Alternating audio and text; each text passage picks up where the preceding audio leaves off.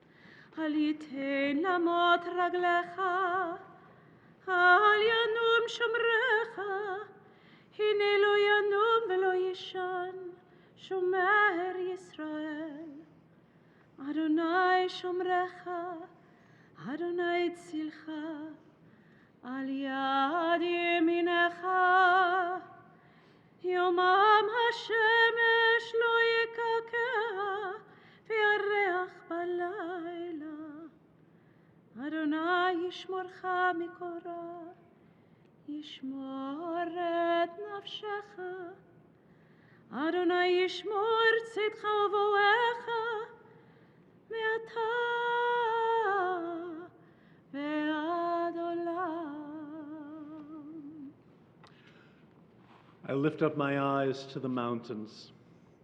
What is the source of my help? The source of my help is the Lord, creator of heaven and earth.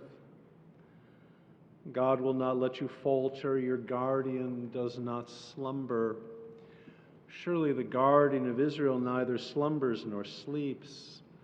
God is at your right hand to protect you. The Lord, your keeper, gives shelter. The sun will not smite you by day, nor the moon by night. The Lord will guard you from all harm. The Lord will preserve your soul. God will guard your going and coming from this time forth and forevermore.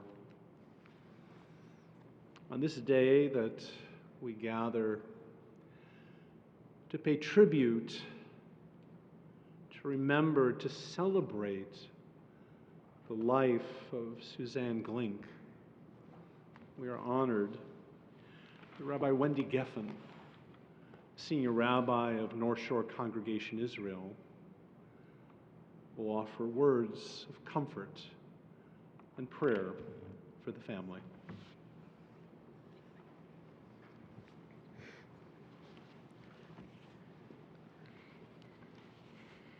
In just a moment, I will read the words of Psalm 90, and this psalm is ultimately one that presents for us a choice of how we might reflect on what living a life well might be, and it calls us to attain or strive to attain a heart of wisdom, to sing for joy all our days, to treasure our days, to count them, to number them, so that we feel their impact and make meaning. And ultimately, in doing this, it says that the work of our hands might be established forever, that even though we don't live forever, our legacy does, with wisdom, with love, with joy, with strength.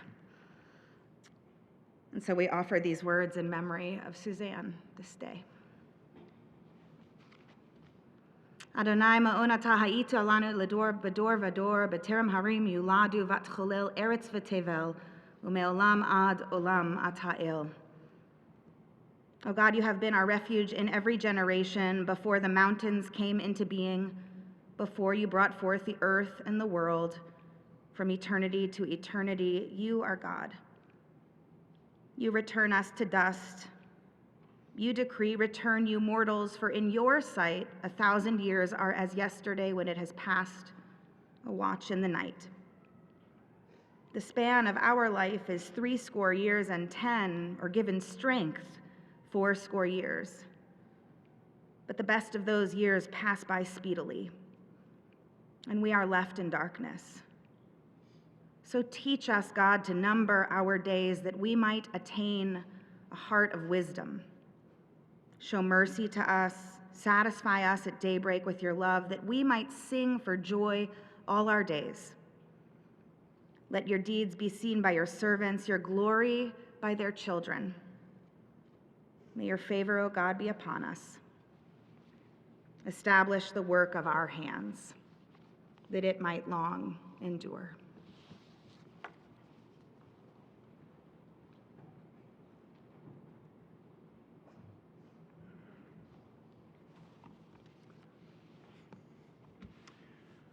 Thank you, Rabbi. Psalm 23.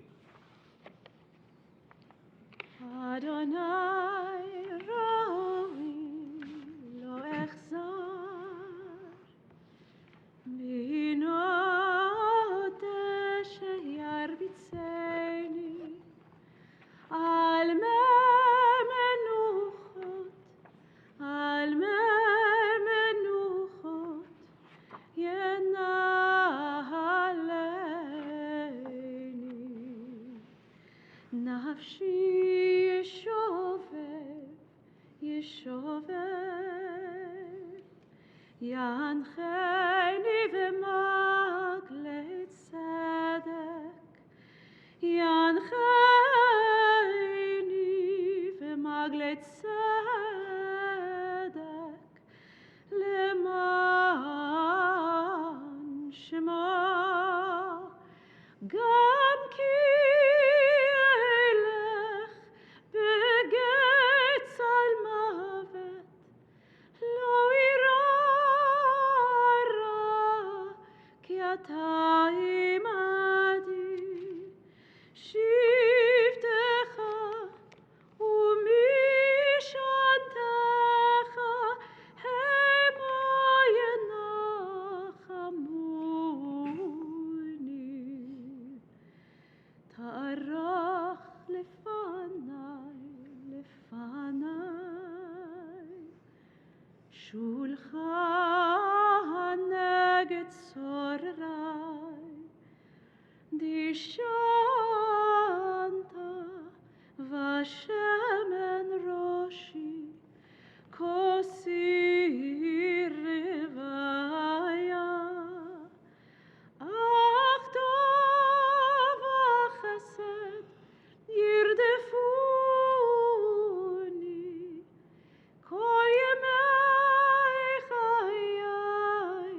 כל ימי חיי ושבתי בבית אדוני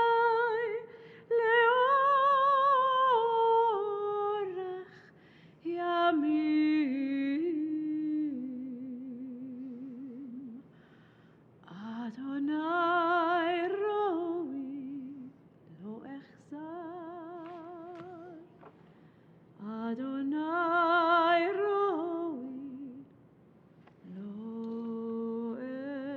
אחזר.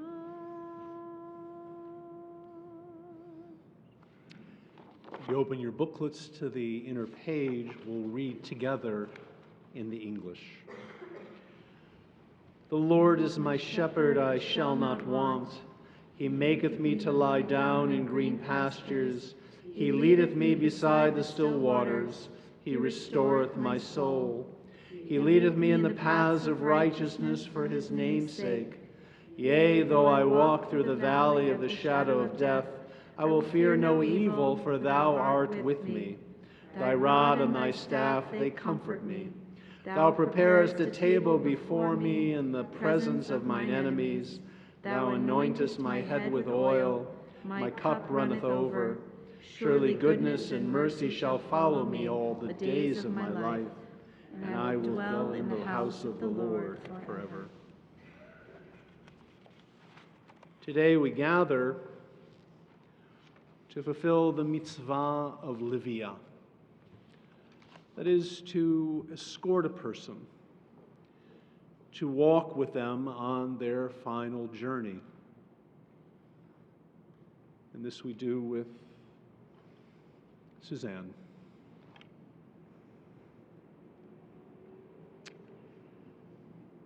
And as we walk with her, we walk with her memory. And I know that there is not a single person in this room who doesn't have a story, who doesn't have their own memory, who hasn't laughed with Sue. And I suspect there's probably not a person here who hasn't been challenged on one day by Sue either. We carry her in our hearts this day. And as Rabbi Geffen said so beautifully, we will carry her memory into the future as well. But it is Suzanne's beloved family that bear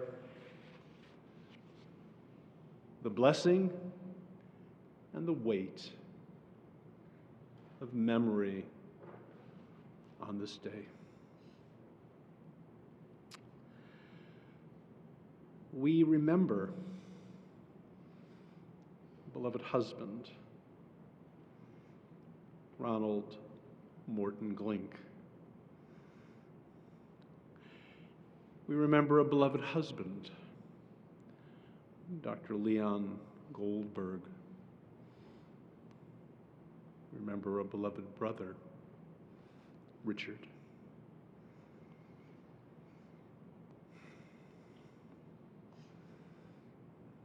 To you, Ilyce, and to you, Sam.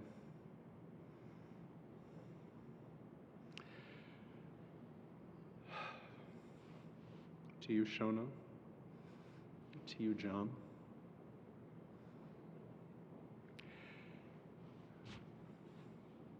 To you, Phyllis, and to you, Ian.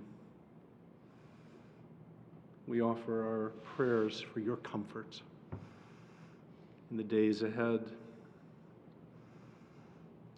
To the grandchildren, to Alex and to Michael, to Ronit, to Marlee, to Perri, to Roxanna, and to Amelia.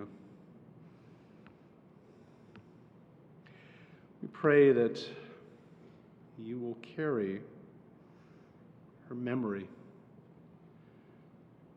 in your hearts, that you will carry on her legacy as well.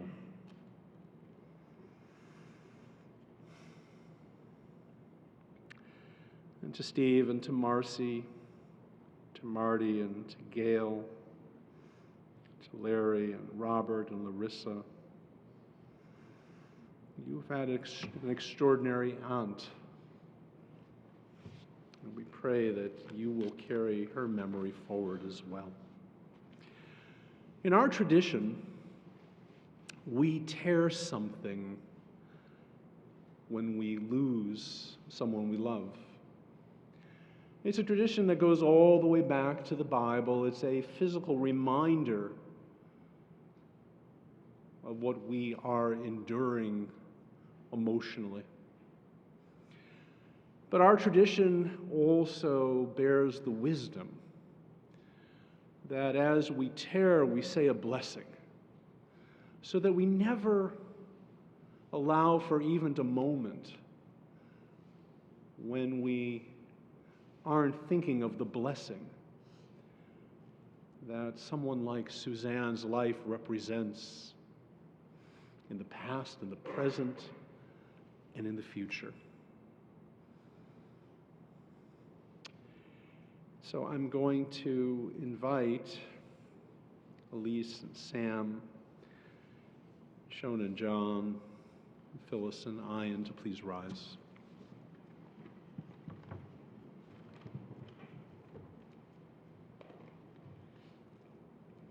Please recite this blessing after me. Baruch atah Adonai, Eloheinu melech haolam, Dayan, Ha'emet.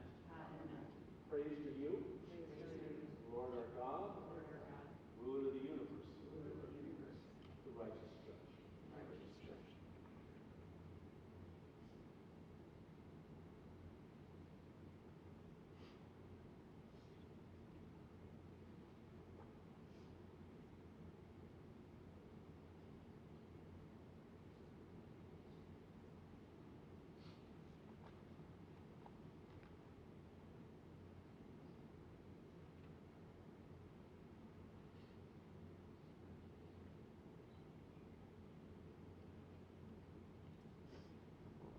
In the book of Job, we're told the story of a person who suffered in life. And there were those who came to Job and they said to him, Job, life isn't worth living. It's only darkness, not light. Job would have none of that. He said these words, which I'm going to invite everyone to please repeat after me. Adonai Natan, Adonai Lakach, Yishem, Adonai Nevorach. God is given, God is taken away. Praise be the name of the Lord.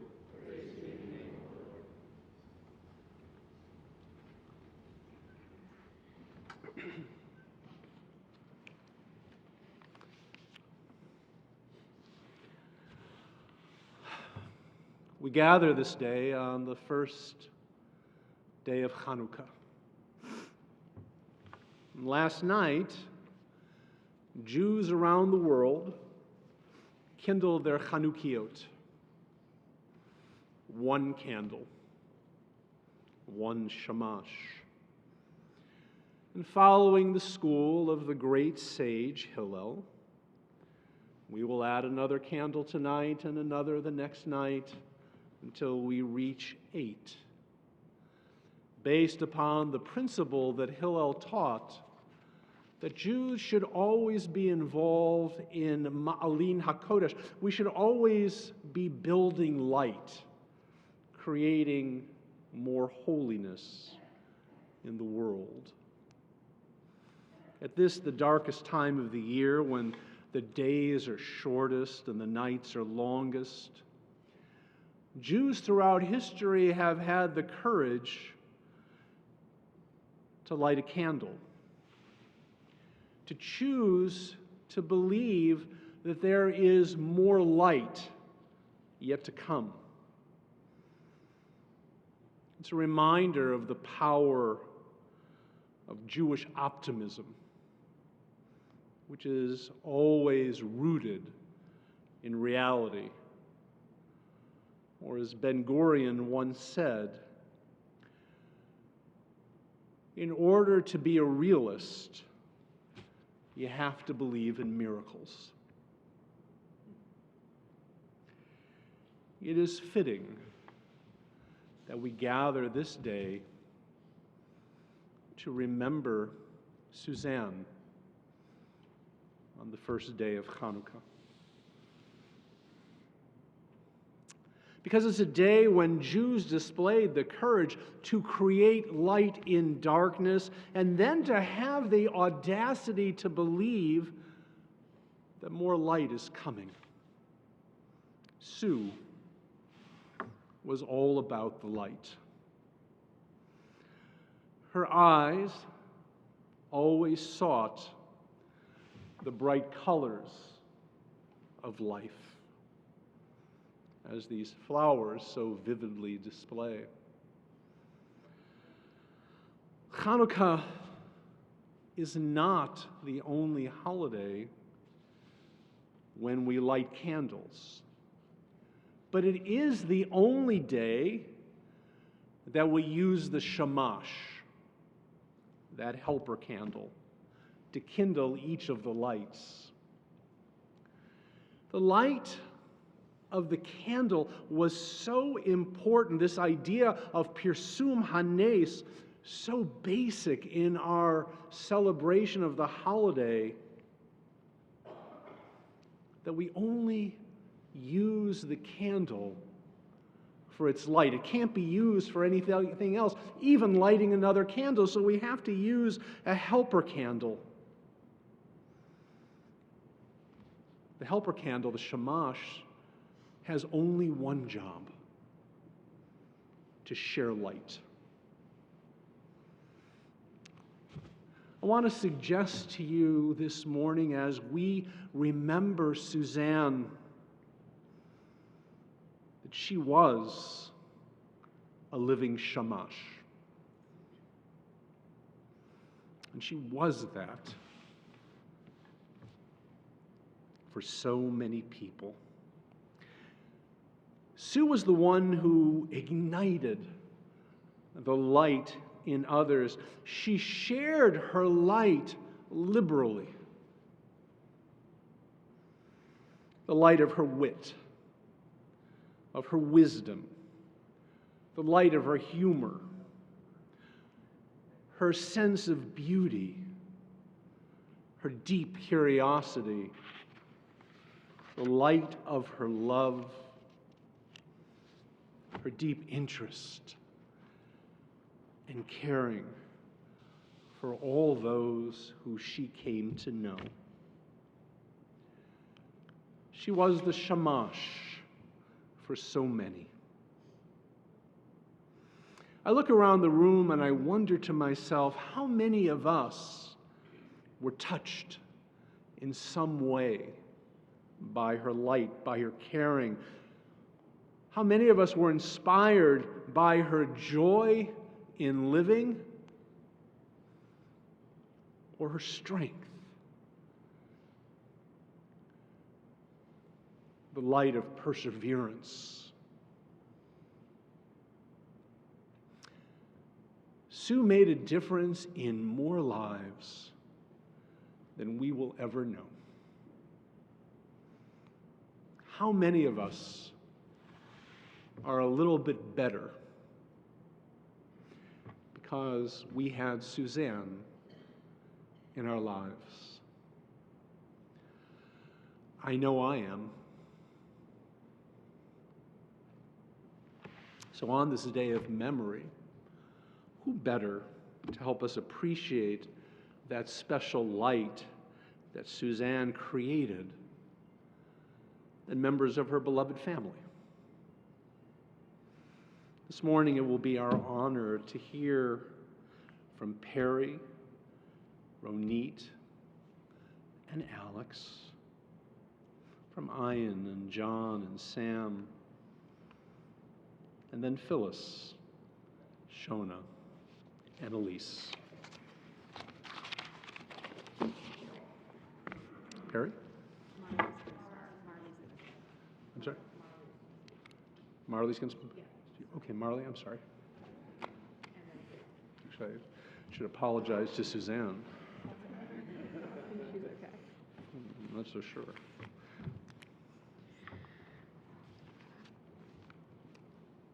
When I came to stay in Chicago as a kid, my grandma would set me and the other grandkids up in what we called the Red Room. Sometimes we'd squeeze 3 blow-up beds in there, one person on the couch, and have the biggest sleepover ever. And before we went to sleep, she would come in and sing to us songs about men trapped in washing machines and red robins. And it was my favorite part of every night. My grandma was magic. She'd impart wisdom in what we'd call Susieisms.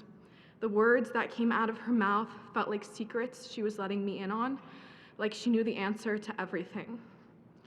I think she believed in me and what I could accomplish more than I ever will. Still, she never made me feel like I had to be one thing. Everyone has at least 5 careers in them, she told me last time I was in Chicago. I will miss her smile when I walk in the door of her apartment, her endless TV recommendations from obscure channels none of us have heard of. I'll miss getting to tell her about my adventures abroad next semester, gossiping about my life at school, and how her apartment smells like Elizabeth Arden green tea perfume. It is impossible to say goodbye to someone whose impact is so great, who embodies everything I would like to be, who is so many's inspiration, and who is my hero. I'll miss you forever, Grandma, and I'll love you forever. Thank you.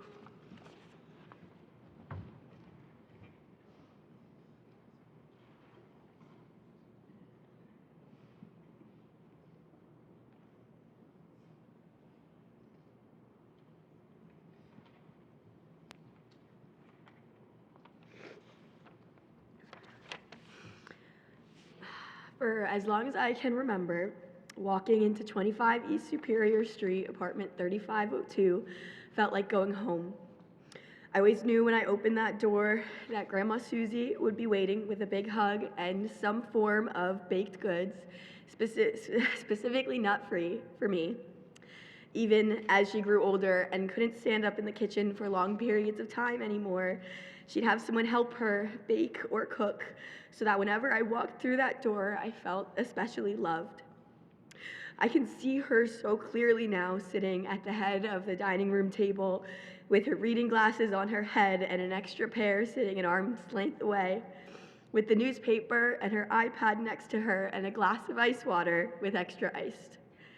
In this mental image, just like the bright colors in her paintings and the flowers in the room, she is so vibrant and alive that I can almost feel her with us. As some of you know, I returned yesterday from studying abroad in Madrid. I would call Grandma on my walks home from school to tell her about wherever I'd gone over the weekend, send her pictures from art museums and selfies when I wore the big Ralph Lauren sunglasses she told me I could keep after I tried them on one time and I loved them. She loved hearing my stories, and I loved listening to the stories she would tell in return about all of her travels across Europe and the world. I felt connected to her through those stories, even from 4,000 miles away. I have a passion for telling stories, and this past week I've spent a lot of time telling her stories to the new friends I made in Madrid. They asked me what they could do to support me earlier in the week, and what I found the most comfort in was talking about her life, or really, as Marlee said, the million lives she seemingly lived. As an artist, a teacher, a chef, a real estate agent, a traveler, a mother, and a grandmother. As I was telling these stories, I could almost hear her in the back of my mind chiming in if I forgot a detail.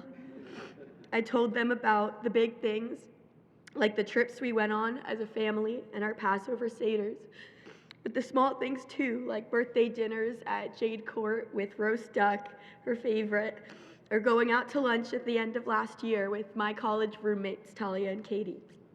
Mostly, however, I just told them about her, how she welcomed in anyone who would accept the invitation, how smart she was, how supportive, loving, and kind she was to everyone. I loved introducing her to my friends and how she became their surrogate grandmother for the night when their families were far away. I told my friends how grateful I am to be a part of a family that cares so deeply about each other, a family where I feel completely supported at all times in who I am and what I'm passionate about. Grandma was never one to mince words, and she was never afraid to talk about her own death, probably more than any of us wanted her to. But she spoke about death on those terms as a reminder to value every day and every moment of time. When I think about Grandma, I think about the importance of reflection and gratitude, giving back to others, and so many other qualities I greatly admired. Qualities I hope to embody for the rest of my life as I continue sharing her stories and creating new ones of my own. Thank you.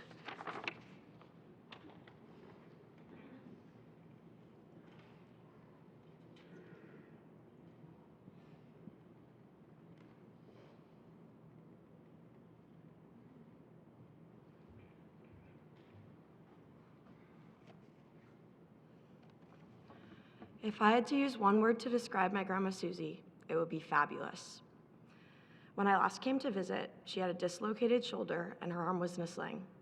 Regardless, her outfit was perfectly color coordinated with her jewelry, her makeup flawless, and her nails freshly painted with Chanel polish she insisted I paint mine with to match. My grandma collected fantastic art, jewelry, clothing, and trinkets from her travels around the world. Her apartment always felt like an intimate museum to me. Most importantly, she collected stories. When my family and I stayed in Chicago growing up, I often slept in a blow-up bed on the floor of her bedroom. Before going to sleep, I'd ask for stories of her travels. I could sit and listen to her talk for hours, weaving tales of people halfway around the world. Later, she'd bring us all around the world, making sure we experience worldviews vastly different from our own. In our travels, she brought us closer together. She was in many ways the center of our universe. All of us drawn closer to each other as we revolved around her. My grandma was an artist, an educator, a detective novel and movie fanatic. She never skipped a crossword. All of my favorite recipes were once hers. She almost always kicked my ass at Words with Friends.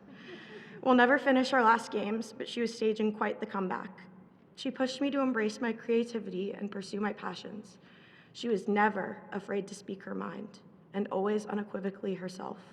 She was open-minded and open-hearted. Her home was open to all of my friends, whom she treated more like family.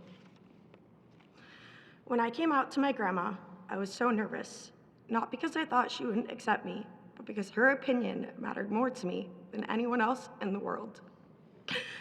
She saw how scared I was, and holding back a laugh, said something along the lines of, "What, you think just because I'm old, I don't know any gay people?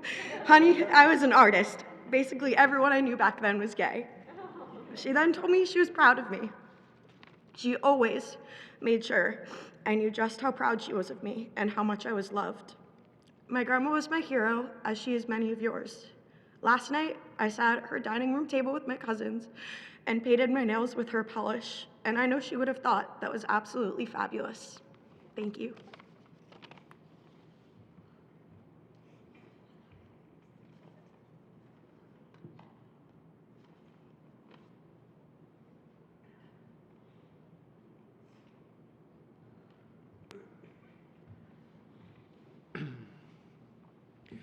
My grandma always told me and my other cousins that she had unconditional love for us. And she did. She cultivated and treasured the special relationship that she had with each one of us. She loved hearing about our lives. She wanted to hear the good and the bad.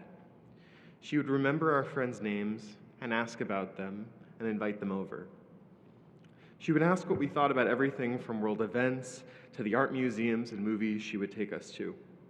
And she would listen deeply, and she would share her own thoughts. If you make one great friend at each phase in your life, she would say, at the end of your life, you'll have a whole lot of great friends. And she did.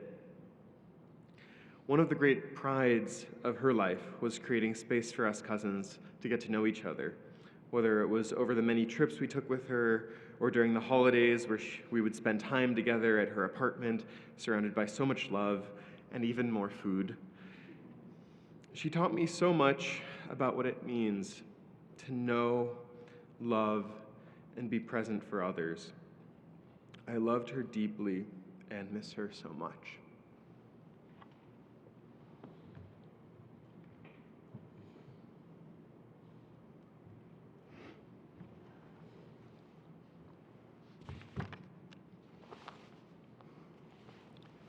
Suzanne would say, "I call you my sons, not my sons-in-law." She loved Sam and John and me as sons. I will forever treasure her guidance and love, especially since she loved me the most. Her authenticity demanded ours. She talked with you. For many, she didn't just advise. She rooted for and she celebrated us. She let us know that we could do better, that we could expect better. She let me know that I could do better and that I could expect better. She could take a piece of her strength, reach deep, and set it inside of us. She set it in her sons. She set it in her grandchildren. She set it in her cousins, her friends, and I'm pretty sure a few strangers who didn't see it coming. Suzanne had a lot of strength, and she was generous with it. And of course, Suzanne's strength carries on most firmly inside of the three women she considers her greatest achievement. Her three daughters, one of whom, Phyllis, who I have the privilege of calling my wife, who has in turn instilled her strength in our daughters, Roxy and Amelia. I've been supremely fortunate to have had Sue Glink in my life.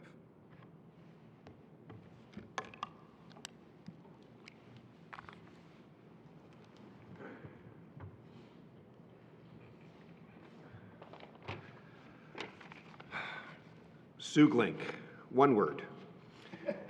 Technically two words, but often for people that weren't calling her mom or grandma or Aunt Sue, she was Sue Glink. One powerful person. Two words and syllables that very much just seemed like one. Much can be made of Sue Glink's accomplishments. Great artist, great career in real estate, great teacher, but her greatest accomplishments are all, for the most part, right here in this room. Her children, her sons-in-law ranked, however they're ranked, all of us who feel very much like her children, her grandchildren, and then all of the people that remarkably felt like they were also family. For her, these relationships were everything.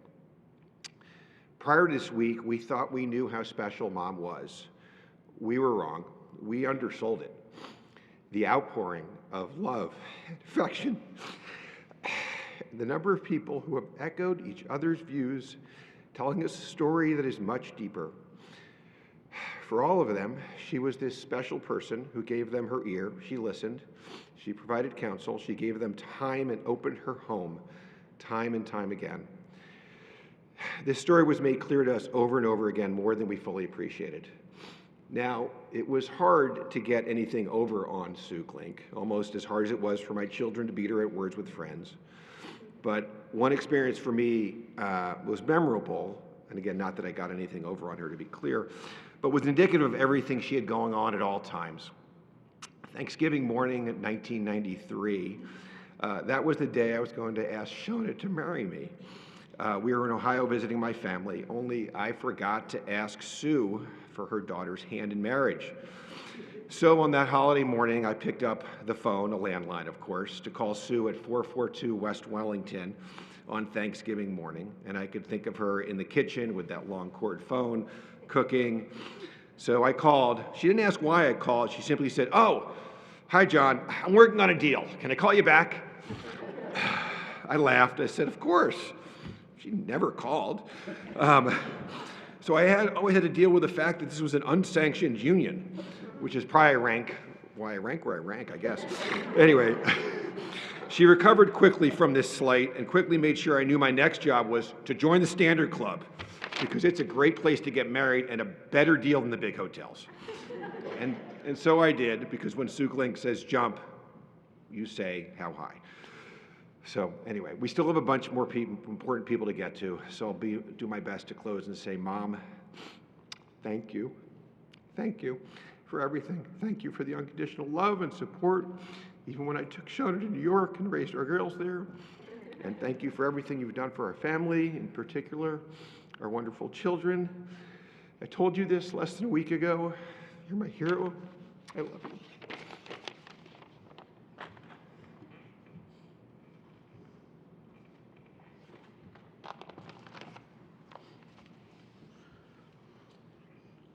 I knew Sue almost as long as I knew my own mother, almost 37 years. In many ways, I got to know her better than I did my own mom during my adult life.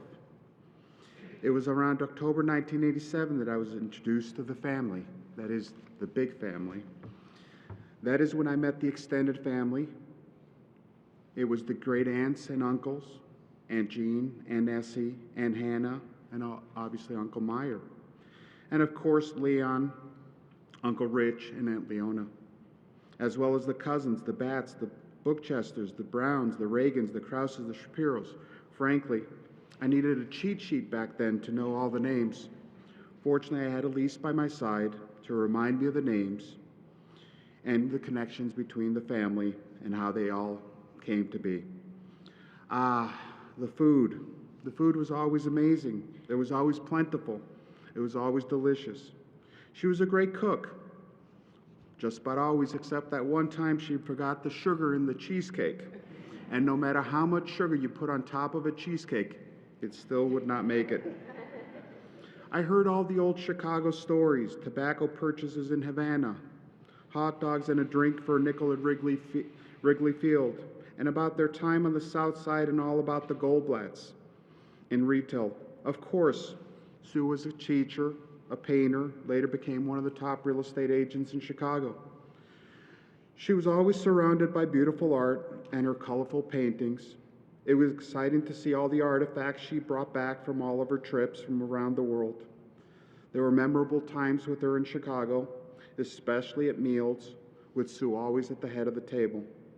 I was also fortunate to know her in business. She and I worked together with many purchasers and sellers, many of them here. Her real estate skills were amazing, along with her memory.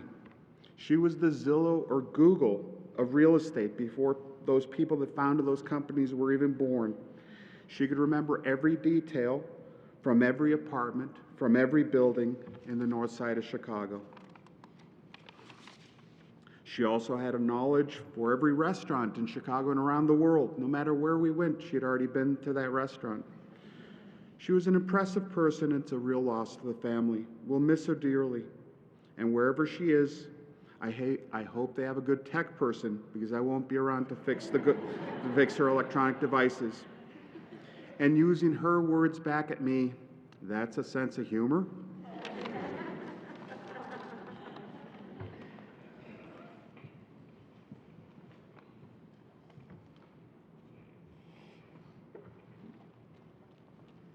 Hey, everybody. You're going to hear some themes coming up here, and I brought my girls up for moral support. Thank you. So, thank you all for being here today, in person and virtually, and for all of your love and support you've shown us and our mother throughout the years. The outpouring of love and affection we have felt these last difficult months, this past week particularly, have been overwhelming. Our hearts are full, they're bursting.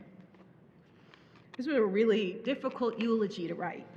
How do you capture my larger-than-life mother and all of my memories, all of the Susieisms in 5 minutes?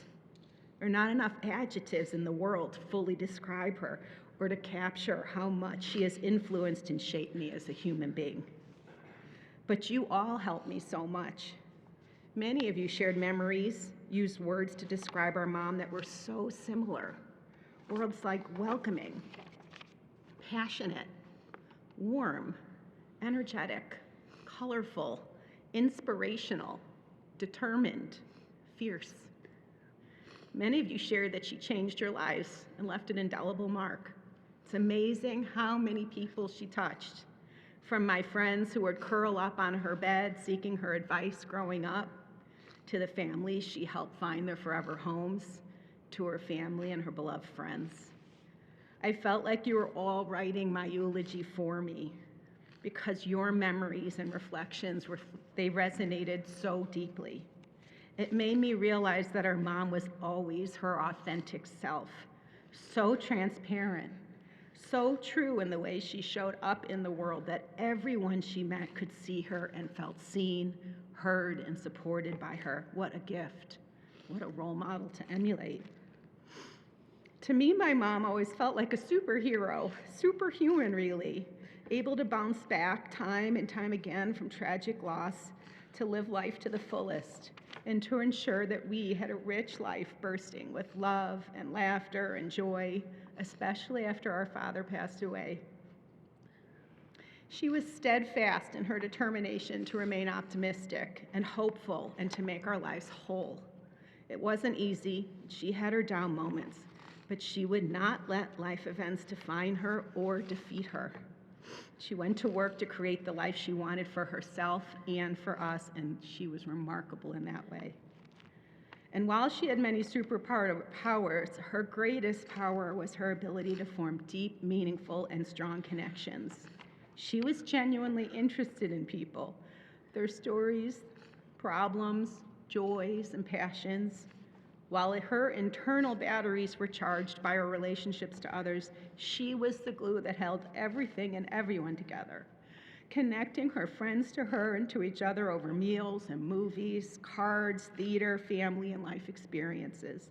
Bonds of friendship that for some went back 80 years, like with her closest kindergarten friends, Beverly and Margie and Bernie, by association, with whom she shared her last dinner and many trips to Wisconsin and around the world, to her newer friends with whom she spent countless afternoons playing cards, sharing stories about their kids and grandkids, world politics, restaurant recommendations.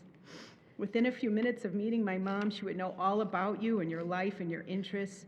People were drawn to her and she to them.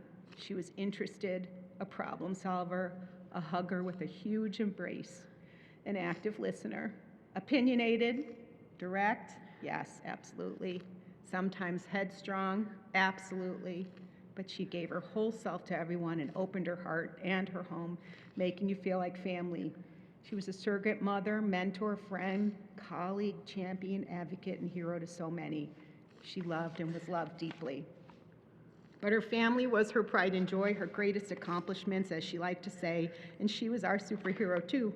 She was the glue that held our family together, connecting each generation to her and to each other through large family gatherings, rummy cube games, Jewish traditions and holidays, movie outings, jade court dinners, storytelling. She had an amazing memory, to name a few of our favorite things.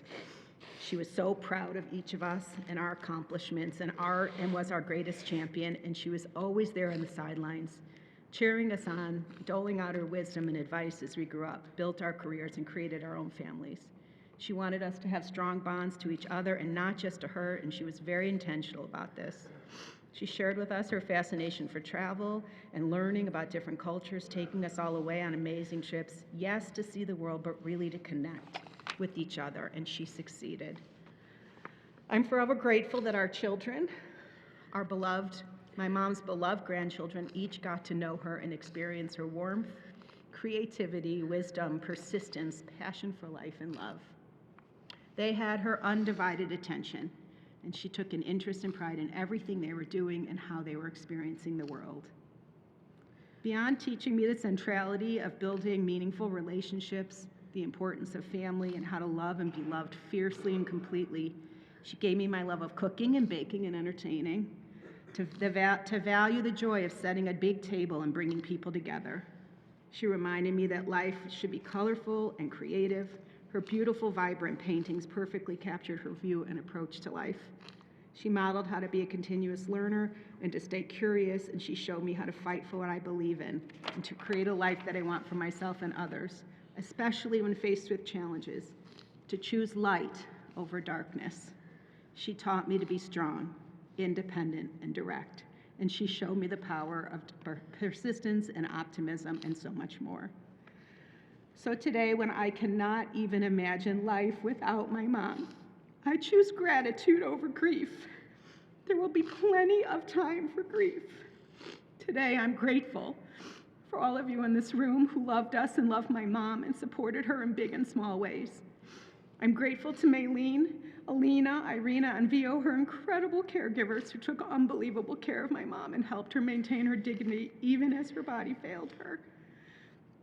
And I'm grateful to my husband and my daughters who hold me and love me and give me strength.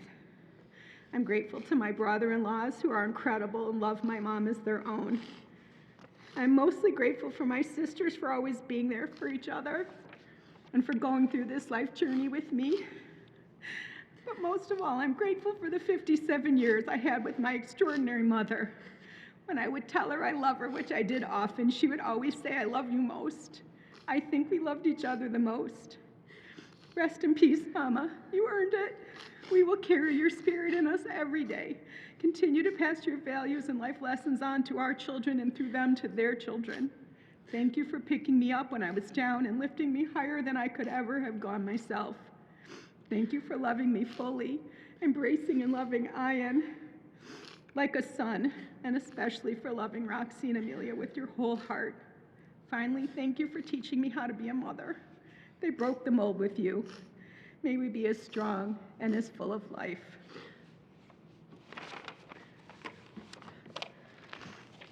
Thank you, girls.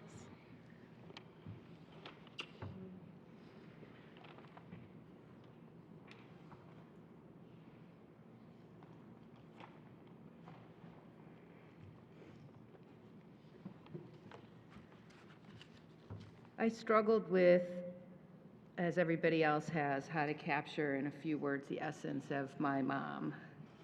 Mother, grandmother, matriarch, friend, career woman, artist, chef, student, world traveler, adventurer, mentor, teacher, volunteer. I could go on. She was all of these things and so many more. With an open mind and an open heart, my mom lived her life out loud. With grace, strength, perseverance, fortitude, kindness mostly. Always had our moments. And love, most of all, love.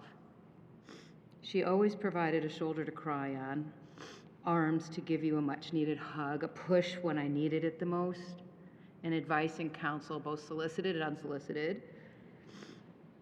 When our father died so tragically and unexpectedly, my mother was so young. She was only 44. And I think about that now as a 57-year-old woman, and I recognize how scared she had to be. I know I would be. She was a stay-at-home mom who spent her days in the studio working on her art, volunteering, and taking care of our home and our family, and our lives have been shattered. Yet, she picked up the pieces. She put us all back together. It was not easy.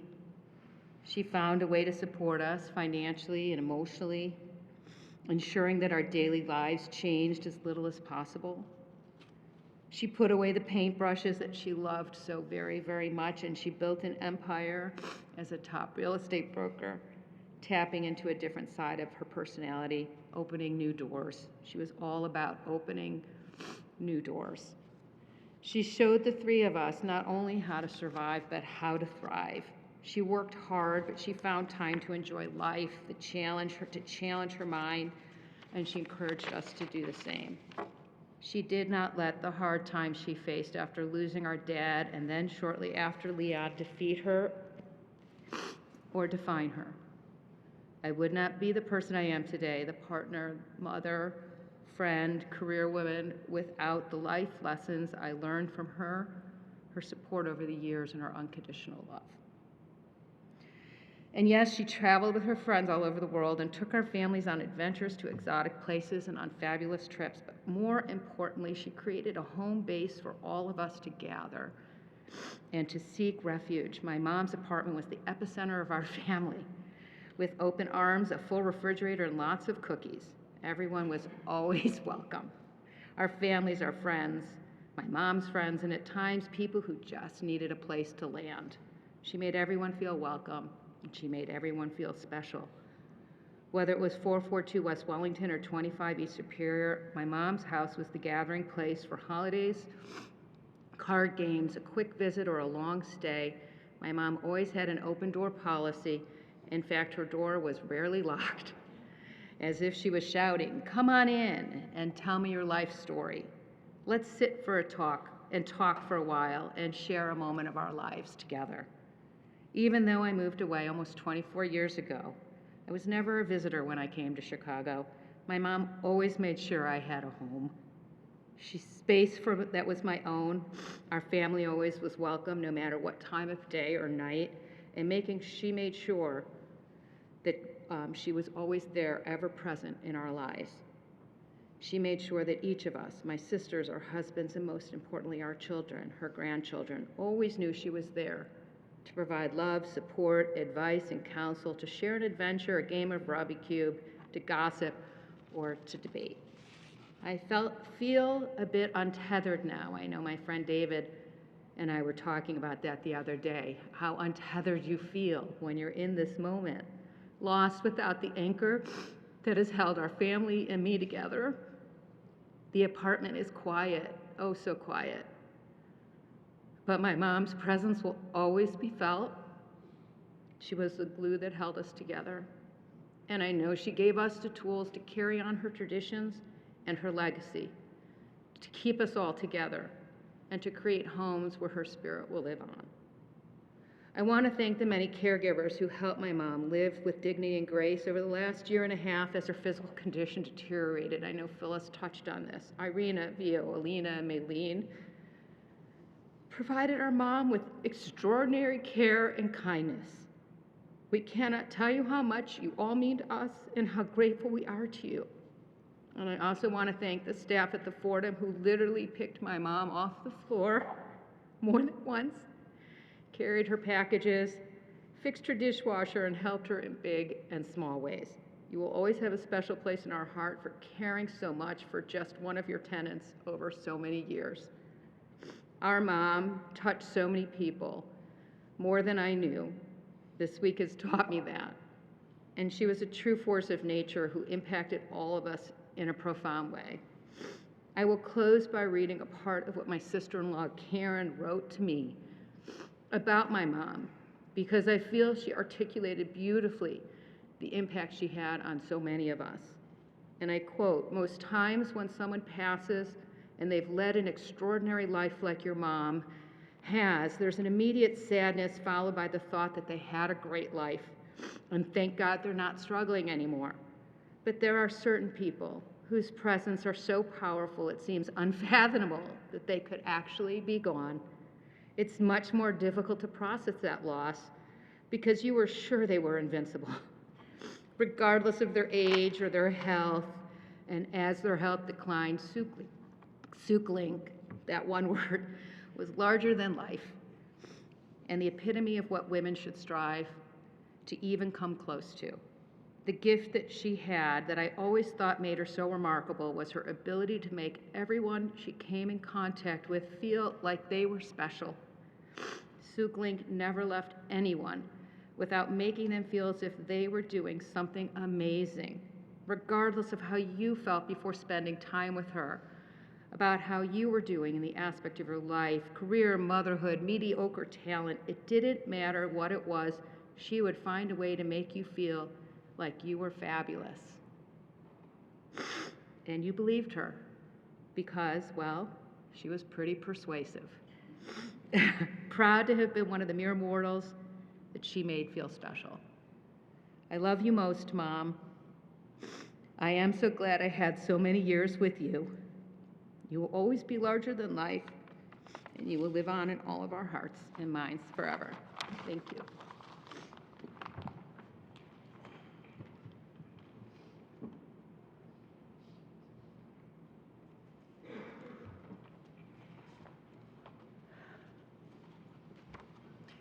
When Sam and I got married on this stage, almost 35 years ago, right there, under the chuppah, Michael Siegel was giving his little talk. And my mother, in a very loud stage whisper, said, "He's giving my speech." Remember that? How could you forget that? Oh my God, that was my mother.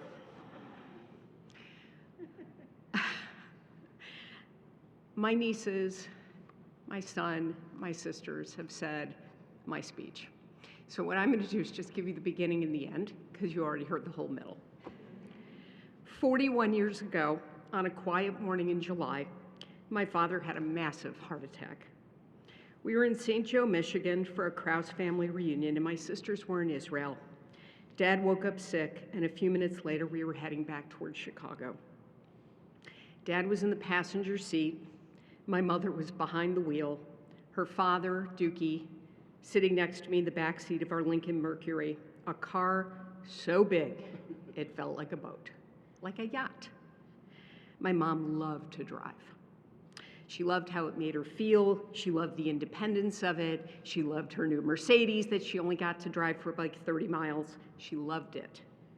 And that morning, she was racing down 94 at 100 miles an hour, and Dad made it 10 minutes before I saw him grab his right arm and his head came back. And she pulled over, and I pulled Dad out of the car and began CPR. And I looked up, and there was my mother in the middle of 94, flagging, literally in the middle of the highway, flagging down somebody, anybody who could help us.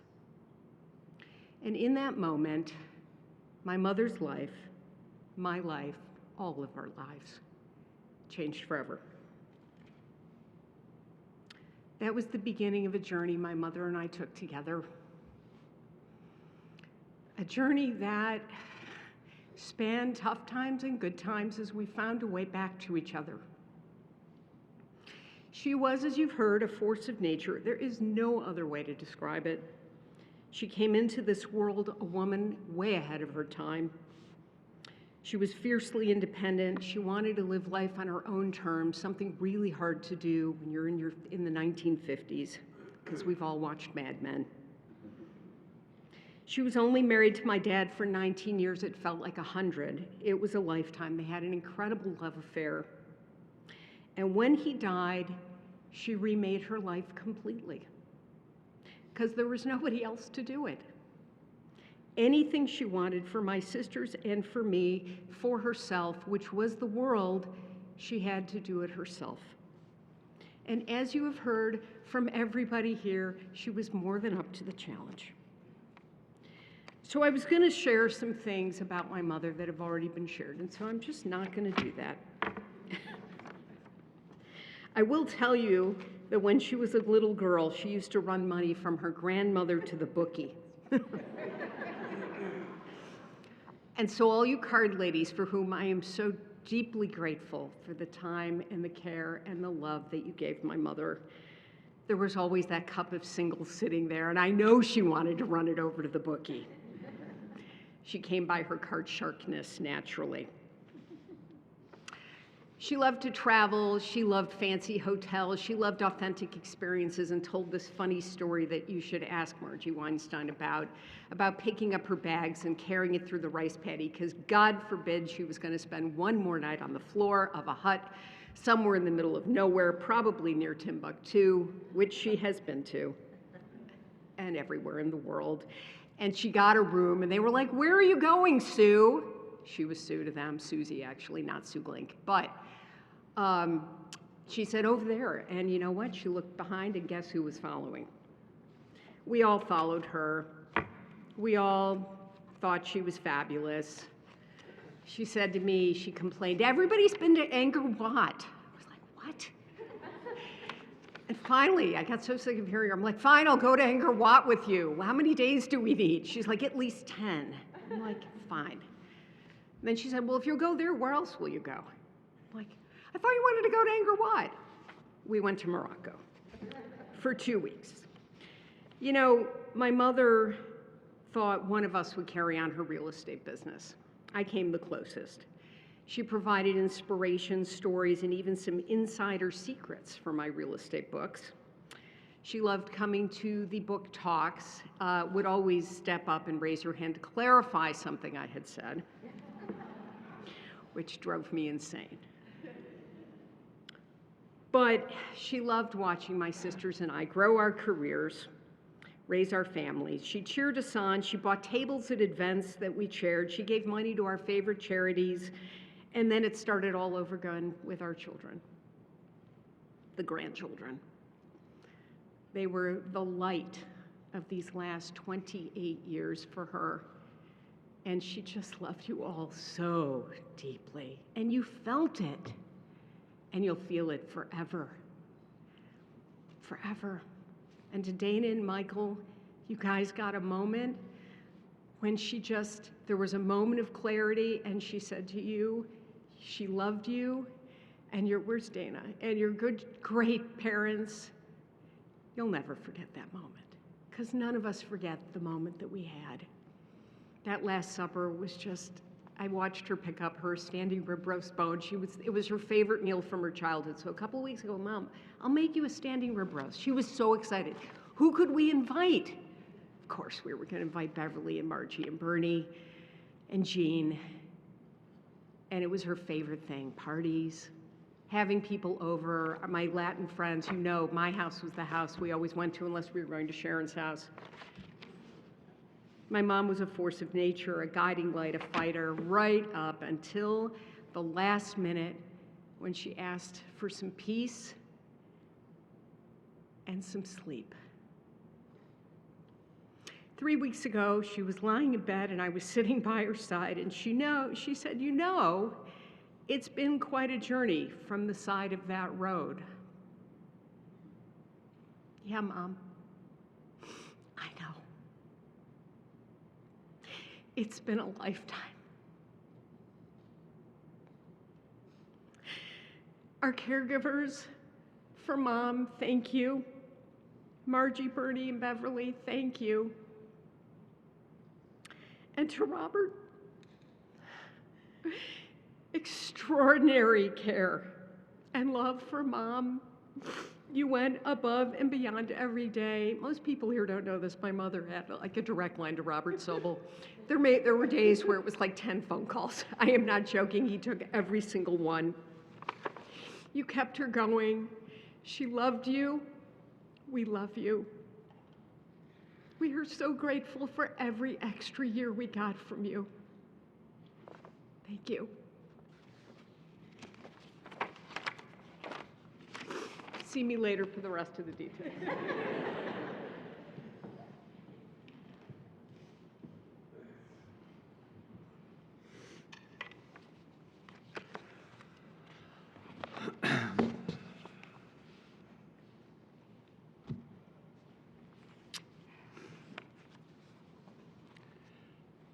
As each person came up and spoke so beautifully, I was having a conversation with Sue.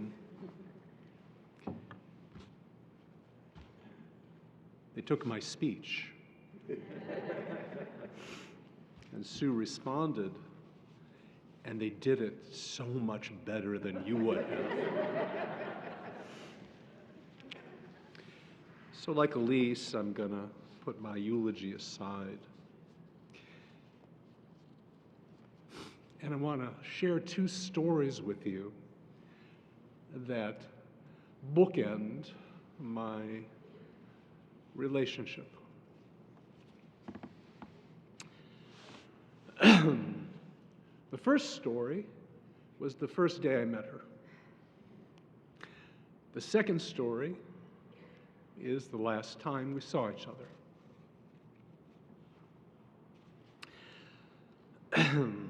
It was August of 1982.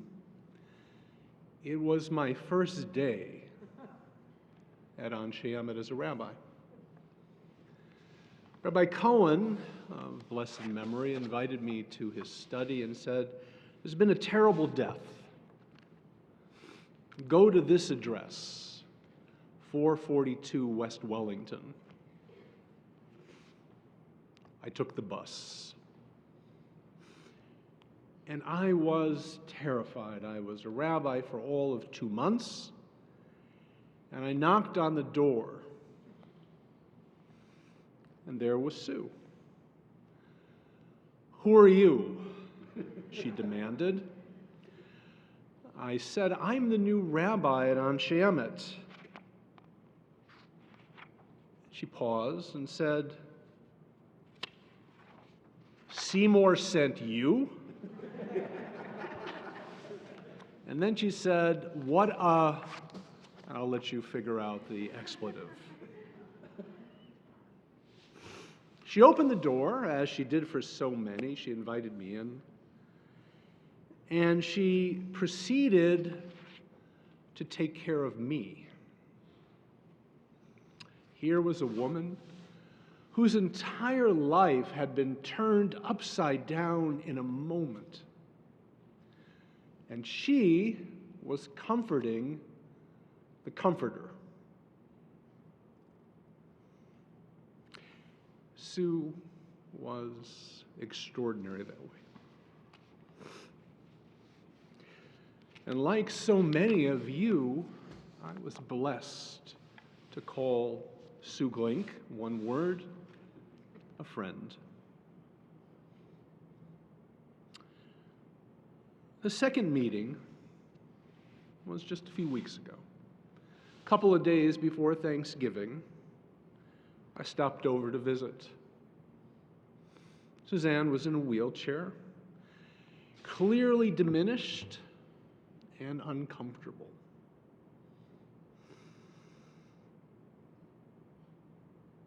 She had wonderful people caring for her. Her body was failing, but not her spirit. The light was still burning brightly inside the woman. We laughed a bit, told stories about a 40-year friendship. The phone rang. It was Dr. Sobel. Sue spoke.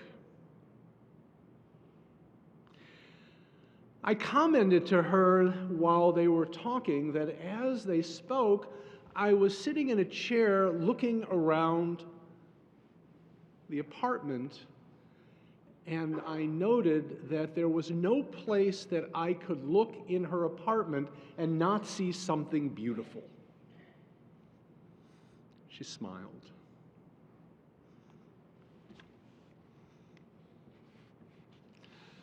She had such a wonderful smile. Such a joyful laugh that emanated directly from her soul. She wanted to hear about our children and all the details about a recent wedding in our family.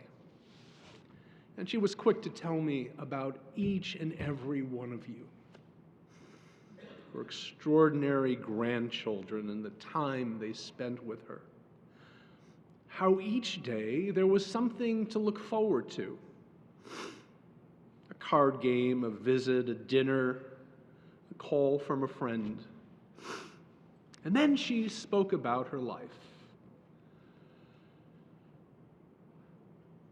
It wasn't always easy, you know.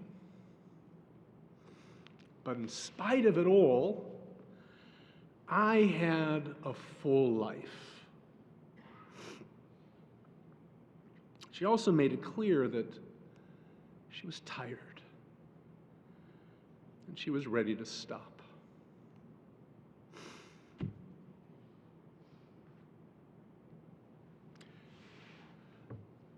As I left her, I found myself thinking that we do not choose to be born, but that the choices that we make will define our lives.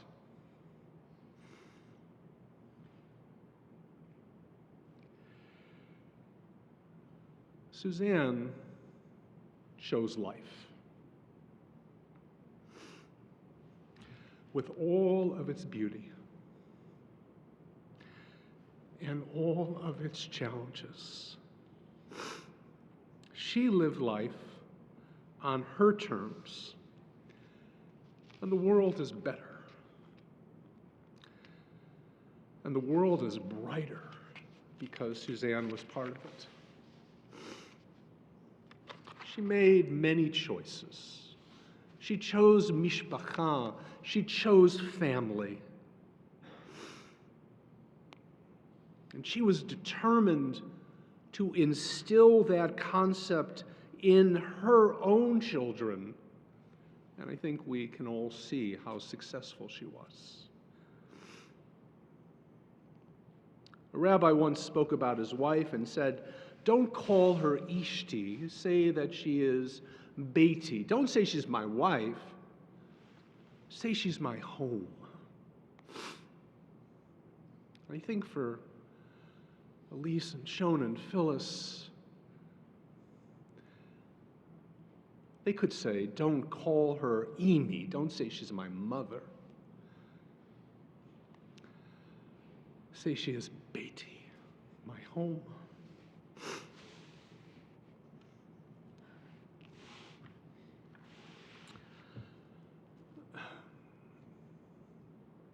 Sue had different boundaries as to what constituted family. If you were a friend, you were an honorary member of her family. And as we all know, you couldn't have a better friend than Sue. She chose Yefefia. She chose beauty in this life. Her eyes were ever open to beauty, and she sought it. And she shared that enthusiasm with her children and her grandchildren. She was movie grandma, she was travel grandma, and her eyes never tired of its appreciation for things of beauty or her joy in sharing it with others. She chose avodah, she chose to work, or I should say, it chose her. But note the work that she did. She helped people create homes. She was doing something she had a passion for. And she derived great satisfaction from knowing that she helped someone find the perfect home. And of course, the sale and the commission didn't hurt. She created real and lasting friendships with her clients. Sue helped us find our home. She helped Cantor Mizrahi and Debbie find their home. So many of you are living in a space that Sue found for them.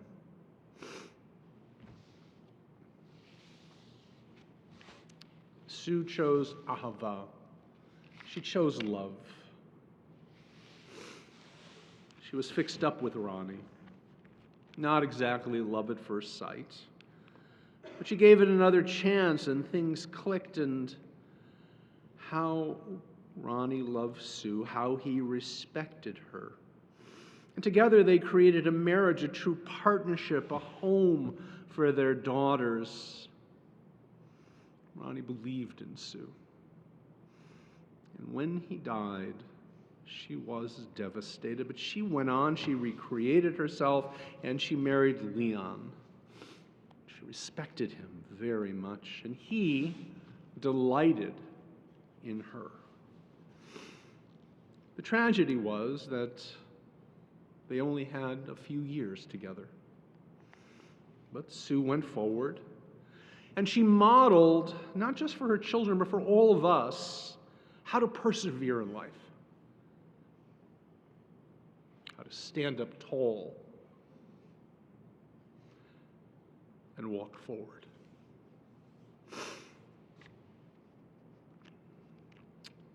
Her greatest accomplishment was her daughters. She loved her sons-in-law, her sons, I should say. Each had a different role.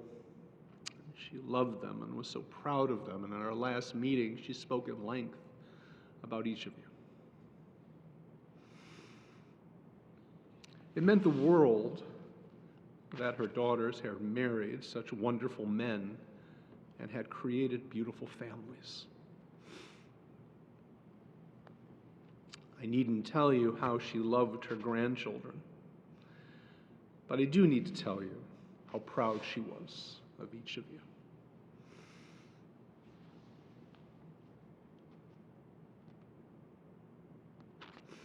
It was a pleasure to listen to the grandchildren speaking, using words like authentic and fearless.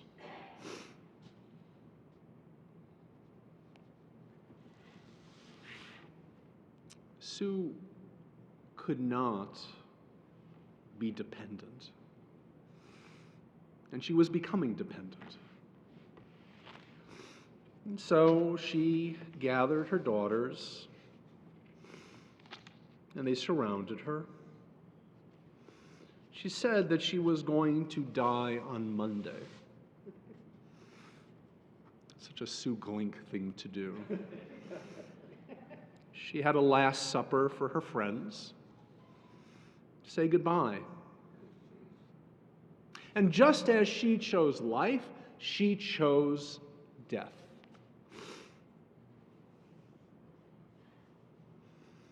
And on Monday, in her last act of independence, I imagine Sue summoning the angel of death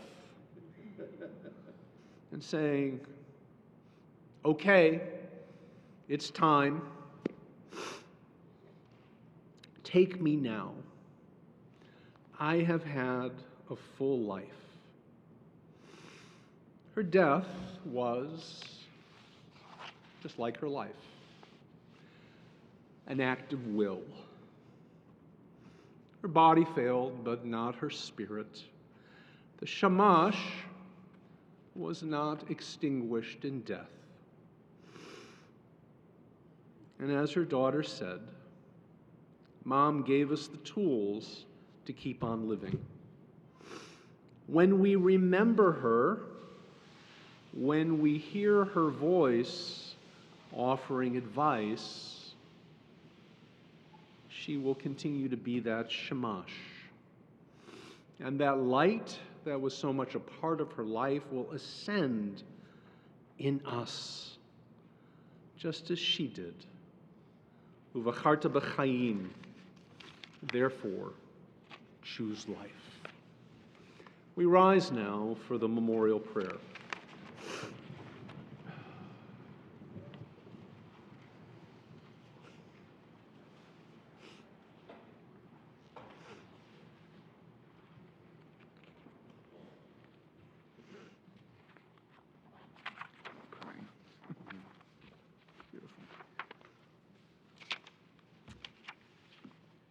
אלוה סליחות, חנון ורחום, ערך אפיים ורע וחסד, המצי כפרת פשע והקרבת ישע ומנוחה נכונה, תחת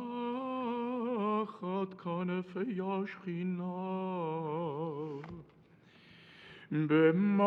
במעלות קדושים וטהורים, כזוהר ורקיע, מזהירים את נשמת שושנה בת פנחס ומלכה, שהלכה לעולמה.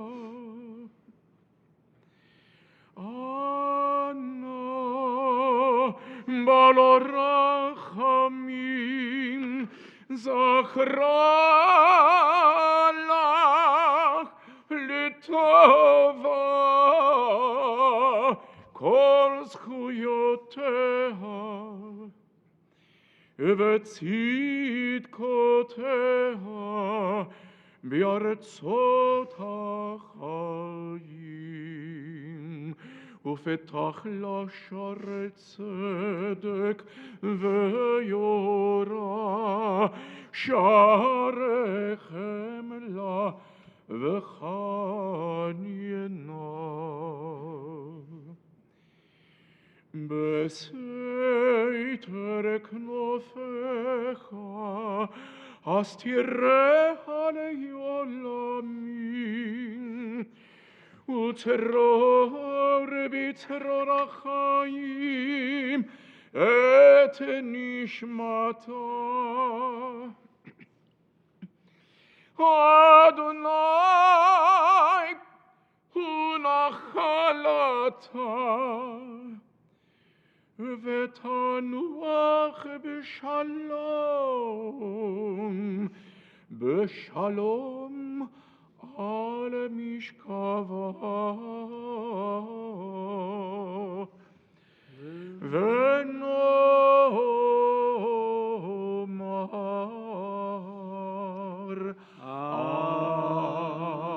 Amen. God, you are full of compassion.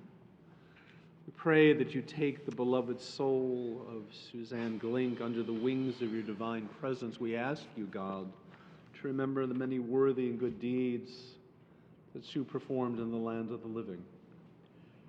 May her soul be bound up in the bond of eternal life. May Sue rest in peace. And to that we can all say, Amen.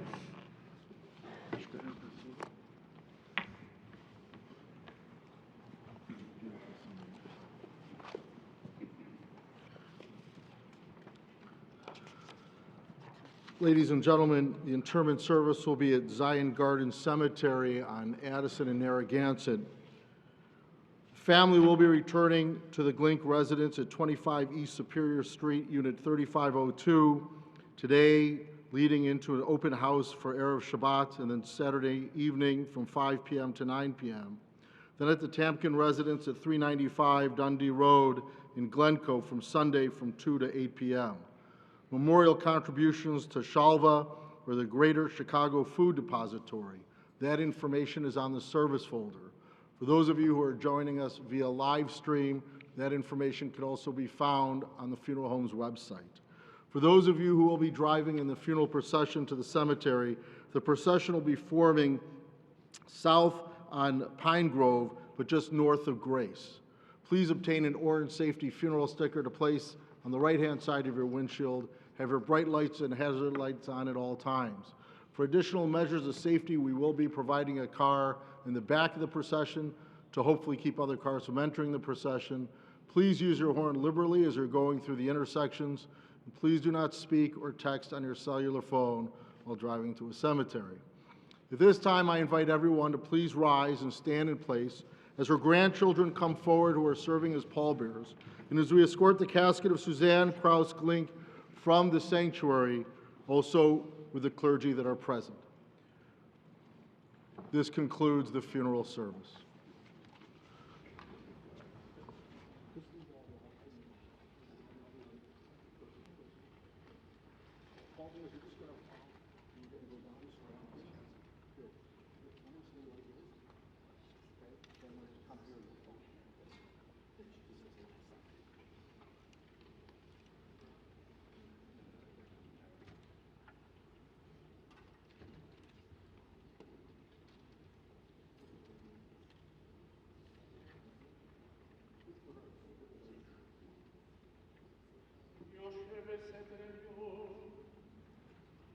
בצל שדי פלונן,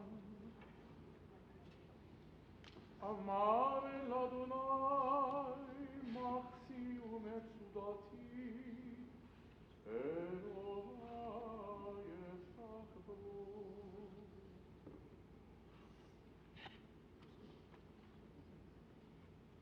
כי הוא יצילך מפח יעקב, מדבר כבוד, בבראתו